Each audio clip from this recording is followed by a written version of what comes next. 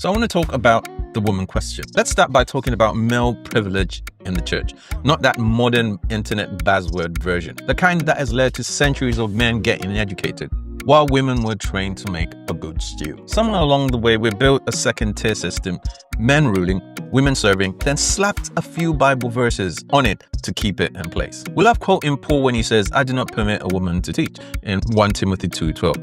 Or women should remain silent in the churches, 1 Corinthians 14:34. But rarely do we stop and ask, was Paul setting eternal law or correcting local drama? Because let's be honest, if we applied everything Paul said literally, half of us would be greeting each other with a holy kiss, and the other half would be drinking wine for their frequent ailments. So let's take a step back and see what Paul really meant. In 1 Timothy 2:11-15, was Paul banning women from teaching? A woman should learn in quietness and full submission. I do not permit a woman to teach or assume authority over men. She must be silent. That's 1 Timothy 2:11-12. At first glance, this sounds like a universal ban on women teaching, but context here is everything.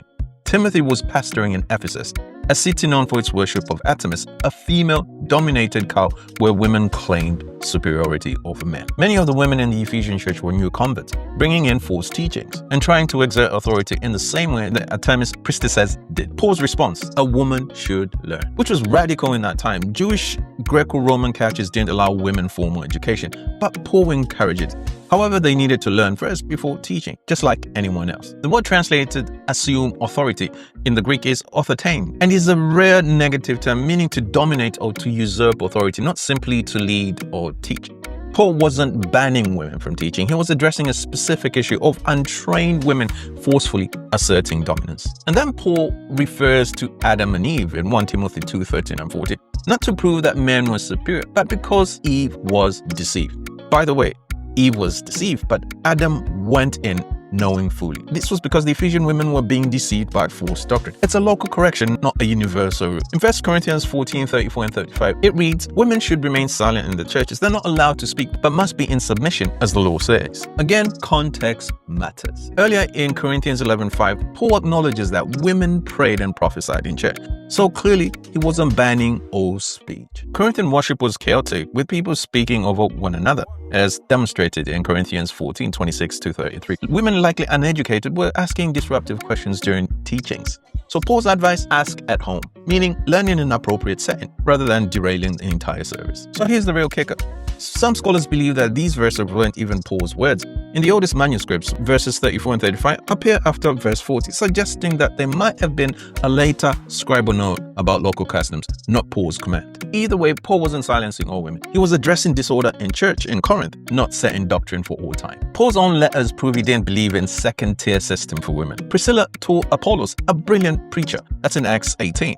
Paul never rebuked her. Phoebe was a deacon, a title reserved for church leaders. Paul even entrusted her to deliver and explain the letter to the Romans. Eunia was called outstanding among the apostles. That's in Romans 16. She held a high-ranking position. Chloe led a house church in Corinth, 1 Corinthians 1:11. Lydia, a wealthy merchant, hosted a church in our home. Paul clearly affirmed women leading and teaching. So the issue isn't Paul, but how we've read him. A major issue in biblical interpretation is how we translate adelphoi. It's a Greek word that means brothers and sisters, but it often gets translated as brothers in the older Bible versions. For example, in Romans 12:1, Paul says, I urge you, brothers, or adelphoi, in view of God's mercy, to offer your bodies as a living sacrifice. Does that apply only to men? No. Adelphoi was a standard Greek term for mixed gender groups. Another very clear example is in Acts 1:15, where Peter addresses the believers. Peter stood up among the believers, a group numbering about 120, and said to them, adelphoi, or brothers in this case. But we know that women were present because Mary, the mother of Jesus, and many other women were specifically mentioned earlier in Acts 1:14. So adelphoi clearly meant brothers and sisters. So our failure to translate this correctly has fed the myth that Paul was only addressing men, when in reality, he was speaking to the whole church. So before we dive into the Old Testament powerhouses, Deborah, Rahab, Ruth, and Esther, we need to dismantle the idea that God ever wanted women in the backseat. Because if the Bible truly silenced women, we'd have no Miriam leading worship, no Huda prophesying to kings, and the Proverbs 31 woman running an entire empire while her husband chilled at the city gates. God never built a second-tier system. We did. So let's get into it, starting with the women who shaped nations, led armies, and made kings sit up and listen.